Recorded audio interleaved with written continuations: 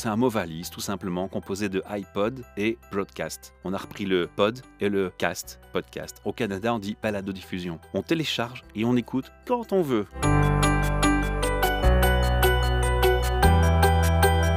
Plus qu'un centre de coût, le facility management et l'environnement de travail sont dorénavant créateurs et générateurs de valeur au sein des organisations. Ça, c'est devenu très clair.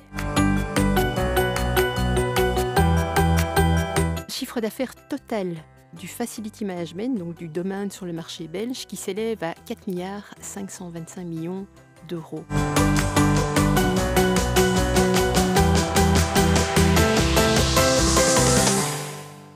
Bienvenue dans notre série de Wex Talks, le premier podcast indépendant dédié au facility et workplace management en Belgique. Mon nom est Michel Godard. Je représente la SBL de Podcast Factory Org. Aujourd'hui, avec Sangara Klespis, que je vais présenter en quelques mots, nous allons échanger et vous présenter cette série qui s'annonce pour vous. Sangara Klespis, elle est Belfa Wex Leader et membre du conseil d'administration. Elle est animatrice, puisque nous nous lançons avec la communauté Belfa dans l'aventure des podcasts. Ce sera votre voix de référence. Le podcast se nomme Wex Talks Podcast. C'est le nom que nous avons choisi. Et Sangara, les rôles sont inversés pour ce podcast. Parce que pour les suivants, comme je viens juste de le dire, ce sera vraiment ta voix qu'on va entendre.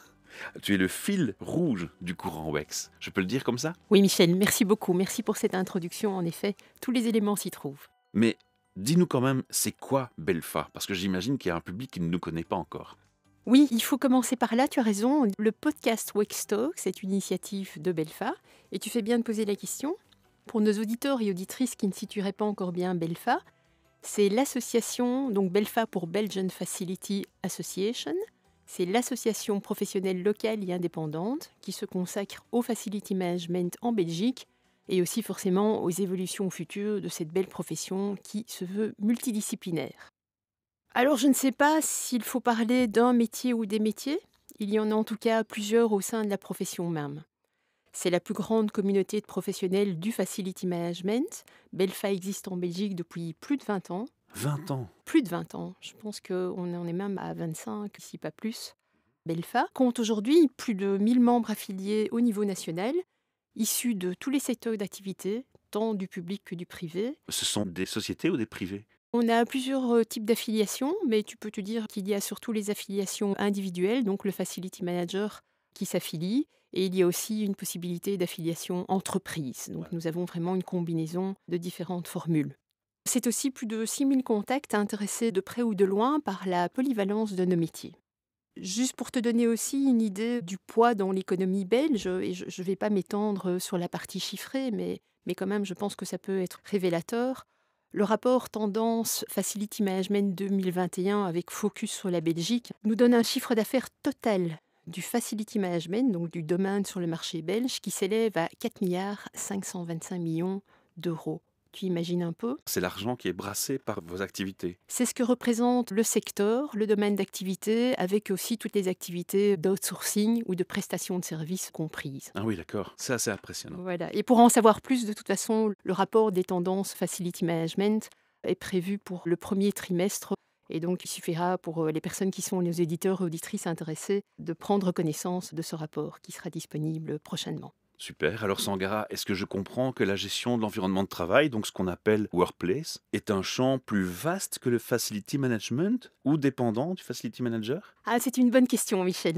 En fait, depuis le choc au système global provoqué par la pandémie en mars 2020, l'environnement de travail et sa gestion est remonté dans les priorités stratégiques des entreprises en Belgique, mais aussi partout dans le monde. C'était un grand choc, hein, c'est une Oui. surprise en une fois. Oui, on peut dire le choc au système. La bonne nouvelle, c'est que cette remise en question, plutôt brutale, on parle de choc, a permis de comprendre combien l'environnement de travail est désormais clairement un levier tactique ou stratégique, selon les entreprises, et qui permet aux entreprises de faire face aux enjeux actuels ou futurs. On pense déjà notamment au télétravail, déjà rien que Oui, ça. bien sûr, c'est un des éléments, mais pas que. Mhm. Et le volet workplace, donc pour environnement de travail, s'inscrit pleinement et durablement à présent dans la stratégie des organisations. C'est mandatory et ça va le rester. C'est aussi la reconnaissance de la contribution du facility management, voire le pilotage par le facility management de la gestion de nos environnements de travail. Gestion qui passe par autant d'enjeux parallèles et à différents niveaux pour les entreprises.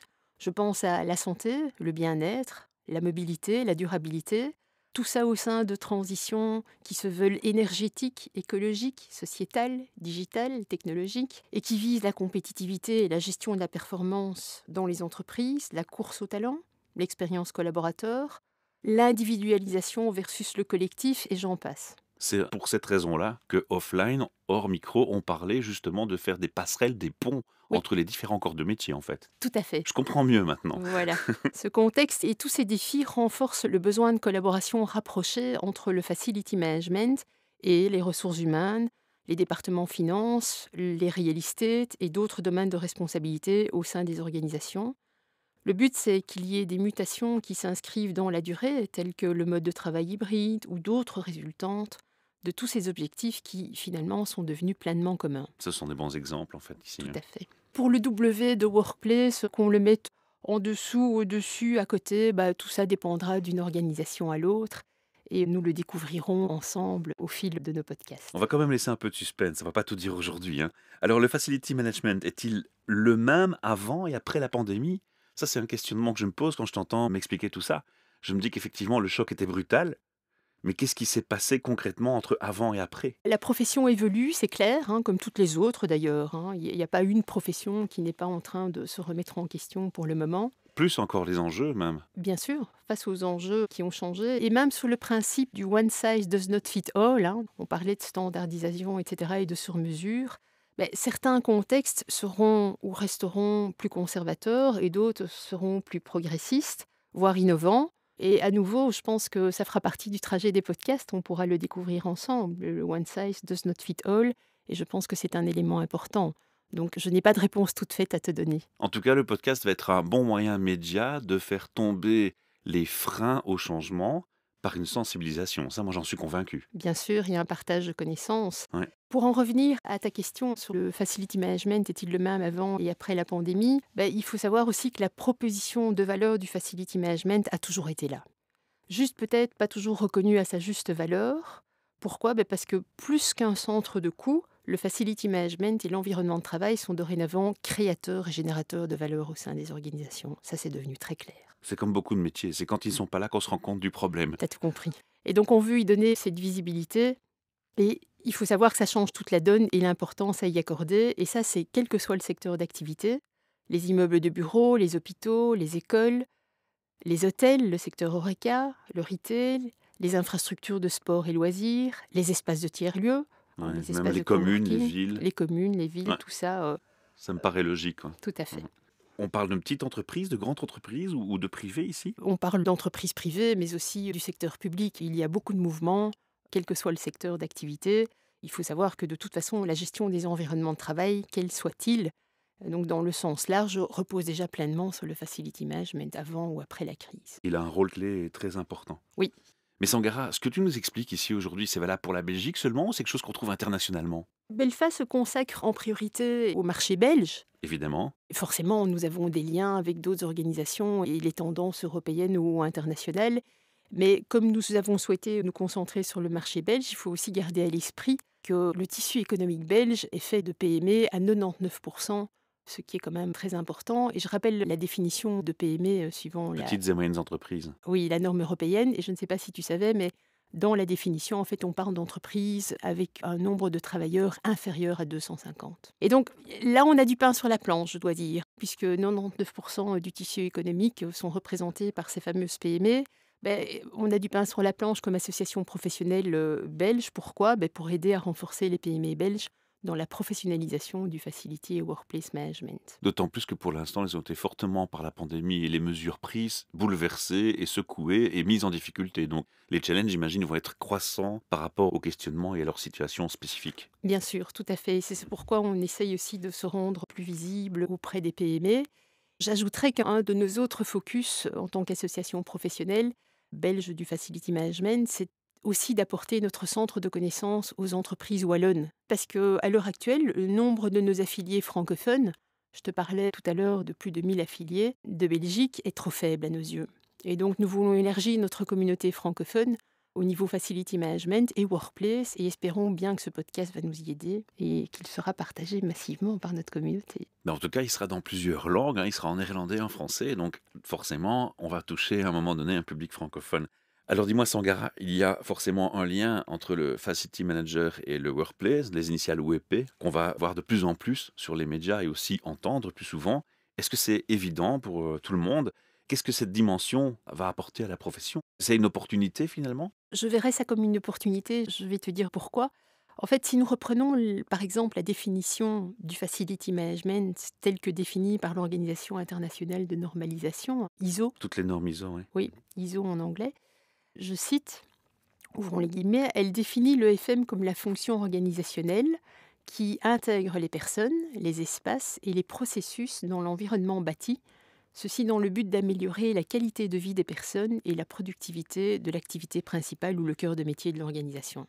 Je pense que ça situe déjà bien le domaine du facility management de par la définition. Oui, et qui va être en questionnement, parce qu'avec la croissance du télétravail, est-ce que le rôle du facility manager va aller d'aider les gens qui sont en télétravail et de se préoccuper de leur environnement de travail chez eux? Et là, on parle aussi de situation de travail hybride. On refait encore référence à cela. Oui, je te rejoins complètement. Et donc, grâce ou à cause de la pandémie, moi je dirais même grâce, de nouveaux besoins, de nouvelles attentes, de nouvelles compétences, de nouveaux enjeux sont, comme tu le dis, apparus au sein des entreprises. Et chaque métier passe par sa phase de remise en question. Certains se sont réinventés, d'autres s'adaptent dans le but de passer à une prochaine dimension. Le gros challenge va être ici peut-être d'ajouter une petite dose de plus de proactivité et peut-être pas de passivité ou de réactivité. Tout à fait, tout à fait. Et pour un peu se projeter dans le futur, ce que ce sera, parce que ça pourrait être une de tes questions, je t'avoue, je n'ai pas de boule de cristal. L'avenir Non, pas nous... encore. J'aimerais, mais voilà. L'avenir nous le dira en tout cas, et je pense que nous avons tous et toutes appris que dans ce monde VUCA, comme on le dit, donc volatile, incertain, complexe, ambigu, s'attendre à l'inattendu. J'aime bien aussi les slogans ou les phrases des expressions en anglais, qui souvent résument bien un mouvement, une intention. Donc expect the unexpected, s'attendre à l'inattendu, c'est un bon état d'esprit pour aller à l'encontre d'un monde en pleine mutation. Je dirais aussi autant s'assurer d'être bien outillé et de prendre le temps d'enrichir ses connaissances en continu. Alors là, tu sèmes pour les auditeurs les futurs épisodes qu'on a déjà enregistrés, parce qu'il faut être transparent, hein. Et effectivement, hein, dans les premiers podcasts avec nos premiers invités, tu conclus souvent par une petite anecdote, une phrase, une référence. C'est sympa. Ah, je pensais que tu me garderais la surprise, tiens. Ouais, mais je pense que là, c'est ta touche personnelle, il faut déjà en parler. Alors on va continuer. Pour revenir à ta question, aujourd'hui Belfast se concentre sur le facility management. Et en parallèle, le courant WEX explore le lien entre le facility et workplace management. Est-ce que le workplace management sera la nouvelle dimension du facility management? Oui, ça fait partie du champ des possibles, mais pas que. Si nous suivons l'exemple en Angleterre de BIFM, BIFM pour British Institute for Facility Management, qui date d'ailleurs de 2018 comme exemple, donc avant la pandémie, le BIFM s'est rebaptisé en IWFM pour Institute for Workplace and Facility Management. Donc un visionnaire, ils ont compris très vite. Visionnaires et pionniers, on peut le dire comme ça. J'invite à aller les découvrir sur leur site web, IWFM. Et l'équipe dirigeante, en fait, est passée déjà à ce moment-là, en 2018, par une phase de remise en question. Et elle s'est réinventée pour mieux répondre aux évolutions déjà en cours sur le marché anglais. Alors tu imagines, avec la pandémie et l'accélération, tout ça s'est transformé en réelles mutations, les mutations multiples dont on a déjà parlé, qui en plus interagissent entre elles et qui créent autant d'opportunités que de tensions. Alors on va les aborder ensemble avec les fonctions clés qui contribuent aux évolutions de l'environnement de travail et surtout on va tenter de rehausser le caractère solidaire de notre communauté puisqu'elle s'étend jour après jour. Mais ça, on en touchera encore un mot tantôt parce que je vais interpeller votre communauté pour interagir avec nous dans ces podcasts. Ah, ce sera avec grand plaisir. Je pense que c'est une belle aventure humaine et on pourra tous y contribuer d'une façon ou d'une autre. J'en reviens un peu à l'exemple. Pour la Belgique et pour Belfa, nous n'en sommes pas encore du tout au stade de l'exemple anglais de l'Institut. Mais bon, grâce au courant WEX, tu me demandais quel était le lien entre les deux. Grâce au courant WEX, nous explorons les tendances et les pistes d'évolution quant au futur du facility management et workplace. Alors je dirais, en clair, restons ouverts, curieux, connectés. Et tu sais, Michel, le chemin est souvent plus important que la destination. Ça me parle. Sangara, je comprends mieux l'idée de lancer les podcasts pour stimuler les échanges, les interactions au sein de la communauté du Facility Management et en dehors, ainsi que pour le workplace. Mais je vais quand même te laisser un peu nous expliquer plus Quel est l'objectif de ce podcast par rapport à Belfa? Ah bah écoute, l'objectif des Talks, c'est de construire et entretenir les passerelles. Nos différents invités seront issus des domaines tels que Facility Management et ressources humaines, finance, IT, digital, C-level et bien d'autres encore. Ça, c'est ce qu'on avait déjà dit tantôt, hein, c'est la fameuse histoire des ponts et les passerelles entre les Oui, différents métiers, oui. d'accord? Et il y a d'autres objectifs? Le but est de croiser les regards et les points de vue sur les différentes mutations en cours et ce que cela implique surtout, comme on l'a expliqué précédemment, au niveau de l'environnement de travail. Les interviews vont quand même nous amener à réfléchir. Le but aussi est d'informer, de confronter, d'inspirer, de challenger, de partager les meilleures pratiques, les tendances, du contenu, des cas d'école. En résumé, en clair, c'est surtout de se tenir au courant de ce qui se passe en dehors de sa propre organisation. On pourra bénéficier de l'intelligence collective et oser avancer, même si le contexte actuel nous pousse un peu à le faire en tâtonnant. On va dire que ce podcast, ce sera le média dédicacé aux facility managers. Ce sera votre canal média de préférence et de prédilection pour vous tenir informé et avoir des sujets de réflexion. Tout à fait. Facility et Workplace Management, on se lance et on explorera ensemble. On passe dans le digital total. Oui. Ça se rime. Et dis Michel, comme j'ai eu très chaud la première fois où j'étais assise dans le rôle d'animatrice, là, ce que tu viens de faire, je m'en souviens encore, Faire mon mea culpa, j'étais stressé. les zut, j'ai perdu le fil, les balbutiements, le broubelcote, comme on dit chez les Bruxellois.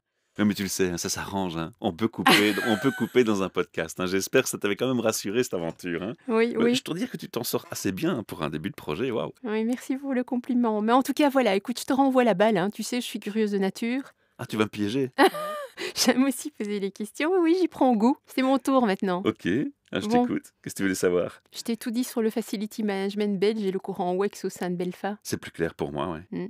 Toi qui es expert et passionné de podcasts et surtout notre partenaire dans cette belle aventure humaine, et d'ailleurs je t'en remercie chaleureusement, Pas de souci. dis-nous, c'est quoi un podcast et comment ça fonctionne dans les grandes lignes? Un podcast, on va d'abord rappeler que c'est un mot valise, composé de iPod et broadcast. On a repris le pod et le cast, podcast. Au Canada, on dit balado-diffusion.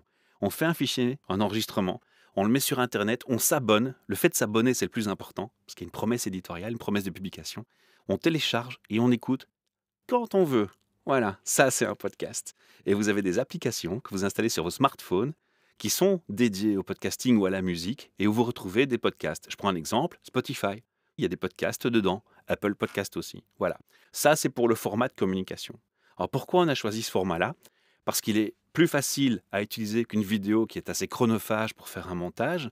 Et puis parce que quand vous êtes dans les fils pour aller au travail, eh bien c'est quand même plus facile d'écouter de l'audio que de regarder une vidéo au volant. C'est surtout moins dangereux. Alors ce terme a été utilisé par un journaliste la première fois pour The Guardian, quand il essayait d'expliquer le podcast, parce qu'en fait, il faut savoir que c'est un ensemble de technologies. C'est pas une technologie, c'est plusieurs technologies groupées qui permettent de faire un média où on s'abonne. Ça, c'est important. Il y a deux types de podcasts, il y a deux grands classiques. Vous entendez parfois les radios qui vous disent « Réécoutez notre émission en format podcast ». Eh bien oui, ils utilisent les technologies du podcast, sauf que le contenu d'origine, il était conçu pour la radio. Donc en fait, on Hmm. devrait nommer ça du replay. D'ailleurs, c'est du replay. Mais pour pas rendre les choses confuses dans l'esprit des gens, on fait le raccourci, c'est du podcast. Techniquement, oui. Dans la pratique, c'est du replay. Le contenu est fait pour la radio. Et ça nous mène à quoi? Au podcast natif. Et le podcast natif, c'est un contenu fait pour le web. Moi, j'aime dire, et c'est une vérité, par le citoyen, pour le citoyen. Donc c'est beaucoup plus proche, basé sur la passion. Tu vois, on se dévoile beaucoup, on est plus naturel. Et moi, j'aime beaucoup ce format pour ça. Et donc, c'est un format qui a une grande popularité, qui est plus lent parfois à démarrer, mais une fois qu'on a une communauté dans ce format, elle est fidèle, elle vous suit et elle reste fidèle très longtemps. Et donc ça, c'est, à mon sens, une des plus grandes plus-values du format podcast. Et voilà pourquoi moi j'adore cette aventure. Et notre SBL, ce qu'elle souhaite, c'est rendre ce format le plus populaire possible en Belgique. Et donc, il est logique que quand on entend des gens en difficulté ou qui pensent à démarrer un projet, on n'ait qu'une envie, c'est d'apporter notre 13 ans d'expertise et de vous conseiller, de vous donner quelques trucs et astuces pour réussir votre projet, et on en sera très fiers. Alors, Sangara, tu sais, un podcast, c'est comme une pièce de théâtre. Tu as une belle pièce de théâtre, mais si ta salle est vide et qu'il n'y a pas de public dedans, on va quand même avoir un petit problème. Pour démarrer un projet podcast, il faut bien se rendre compte qu'il faut amener du public dans la salle, donc il faut communiquer sur les réseaux sociaux, il faut impliquer la communauté de Belfa, parce que chaque personne membre de Belfa qui va participer en faisant un partage, un like, un commentaire sur le podcast, va l'aider à se rendre visible. Et c'est une fois qu'il commence à être visible que ça mord, comme on dit quand on va à la pêche, hein. Ça grandit et ça commence à faire ses effets. Ah, on peut parler de l'effet boule de neige alors. Clairement, oui. Il est un peu plus lent à démarrer qu'une vidéo virale sur YouTube, par exemple. Mais par contre, on constate, en tout cas selon mon expérience, que le public est beaucoup plus fidèle. J'ai commencé en 2007, j'ai des gens qui me suivent encore actuellement, alors que j'ai changé et que j'ai fait plusieurs autres projets, ils me suivent encore. Donc oui, franchement, il y a un public assez fidèle. Bah, écoute, merci pour ces aspects pédagogiques, hein. On en sait plus et ça donne envie. Et puis on comprend bien que c'est clair, c'est un travail collectif. C'est un travail collectif et c'est aussi derrière pour nous un travail de support technique parce qu'il faut quand même se rendre compte que il ne faut pas aller attendre que le public vienne vous chercher là où vous avez envie d'être. Donc si vous avez choisi d'être sur SoundCloud, vous n'allez pas attendre que le public vienne vous chercher sur SoundCloud, qui est une plateforme d'écoute musicale et de podcast.